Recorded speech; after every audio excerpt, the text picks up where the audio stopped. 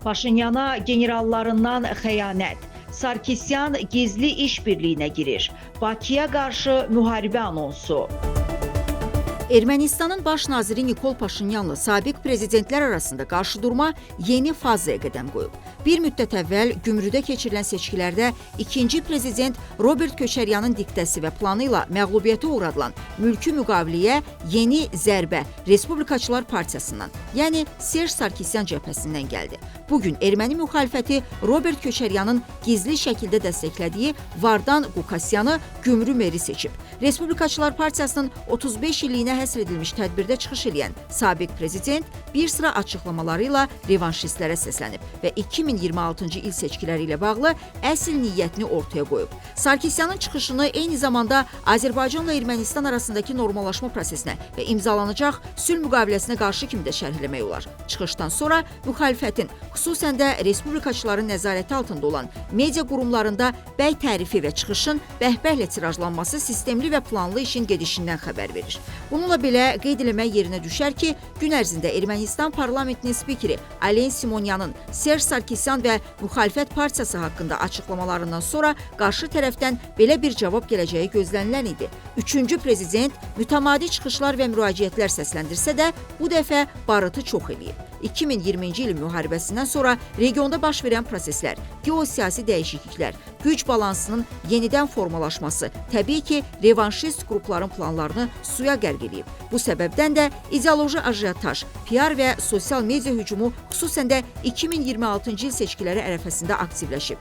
Bununla yanaşı vurğulamaq lazımdır ki, istənilən halda bu tip vəziyyətlərə qarşı həm Nikol tərəfdarları, həm də onun siyasi qara işlərini görən, gizli şəkildə neytral maskası altında gizlənən analitiklərdən tutmuş, özünü sosial filosof adlandıranlara qədər cavab kampaniyasına start verir. Elə Robert Köçəryanın bir müddət əvvəl məlum çıxışında olduğu kimi, bu dəfə də üçüncü prezidentin cavabı bu dairələr tərəfindən verilir və verilməyə davam edir. İndi isə Sarkisyanın çıxışından əsas tezislərə toxunaq. Uzun-uzadı nitq söyləyən üçüncü prezidentin əsas məqsədi kütlədə müharibə qorxusu yaratmaq, ordu və Qarabağ ermənilərini arxasına almaq və revanşistləri aktivləşdirmək olub. Toxunulan məqamlarsa bunlardır. Eksistensial təhlükə var, Ermənistanın müstəqilliyi və Qarabağ erməniləri risk altındadır. Serj Sarkisyanın eksistensial təhlükə və Ermənistanın müstəqilliyi, Qarabağ erməniləri risk altındadır deyəndə nəyi nəzərdə tutduğu anlaşılmazdır. Hazırda şərti sərhəd xəttində baş verən atəşkəs pozuntusuna görə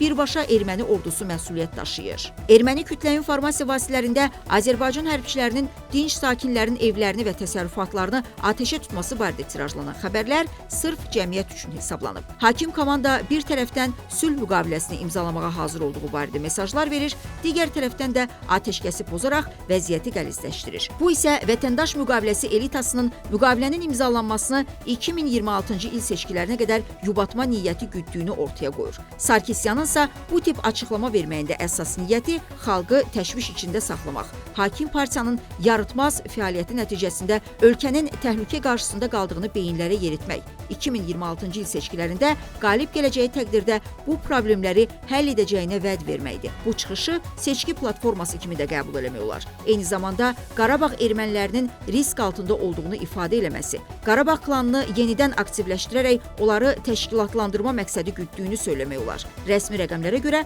hazırda Ermənistanda yaşayan Qarabağ ermənilərinin 50-60 mininin Ermənistan vətəndaşlığı var və vətəndaşlıq üçün müraciət edənlərin sayı çoxalır. Bunu nəzərə alsaq, bu elektoratın seçkilərdə kimə səs verəcəyi də ciddi məsələdir və belə bir səs çoxluğunu qazanmaq Sarkisyanın əsas hədəflərindən biri ola bilər. Partiya sədrinin çıxışında diqqət cəlb edən məqamlardan biri də ölkə daxilində həmrəylik mühitinin yaradılması ilə bağlı fikridir. Bununla Serj təşkilatlanma, seçkilərdə partiyasının mütləq qələbəsini təmin etmək üçün addımlar atacağının, xalqı öz ətrafına toplamaq üçün planlar qurduğunun anonsunu verib. Qeyd eləmək yerinə düşər ki, Sarkisyanın çıxışındakı ən vacib məqamlardan biri də ordu ilə bağlı fikirlərdir. Üçüncü prezident bildirib ki, silahlı qüvvələrin 20-ci əsrin çağırışlarına uyğun döyüş qabiliyyətini bərpa eləmək, əskərlərin döyüş ruhunun bərpası, qoşunların hərtərəfli təminatının təşkili, ordunun yüksək səviyyəli peşəkar hərbi kadrlarla doldurulması əsas hədəflərindən biridir. Bu açıqlama isə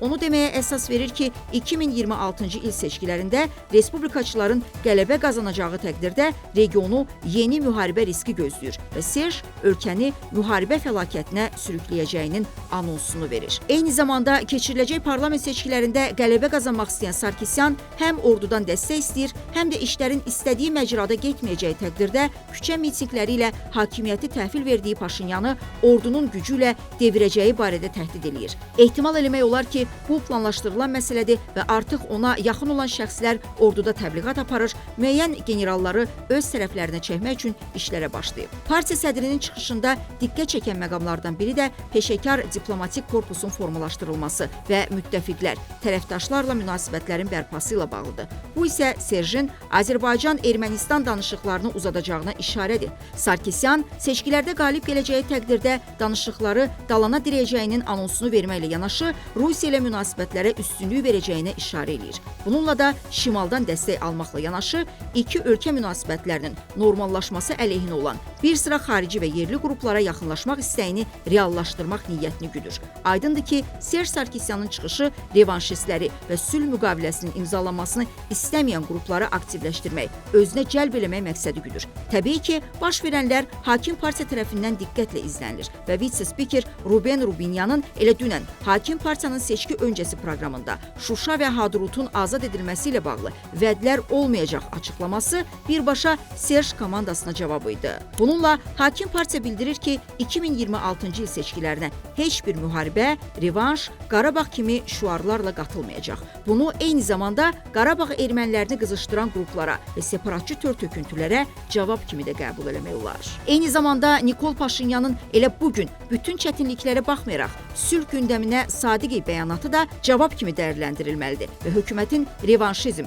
müharibə, ordu kimi təhlükəli tezislərdən uzaq durduğuna işarədir. Çünki vətəndaş müqaviləsi elitası gözəl dərk edir ki, bu tip fikir və tezislər Azərbaycanın xoşuna gəlməyəcək və səbir kasasını daşıracaq. Belə bir halsa həqiqətən Ermənistan üçün əsl faciəyə çevrilə bilər. Erməni siyasi mühitinin analizi isə göstərir ki, həm Robert Köçəryan, həm də Serj Sarkisyanın seçkilərdən əvvəl aktivləşməsi 2026-cı ilin qızğın rəqabət formatında keçəcəyinə dəlalət eləyir. Bununla yanaşı, Serjin müharibə və ordu tezislərinin hələ də 2020-ci il dəmir yumruğunu unutmayan, siyasi təlatümlərdən bezən erməni cəmiyyəti üçün nə dərəcədə lazımlı olacağını nəticələr göstərəcək.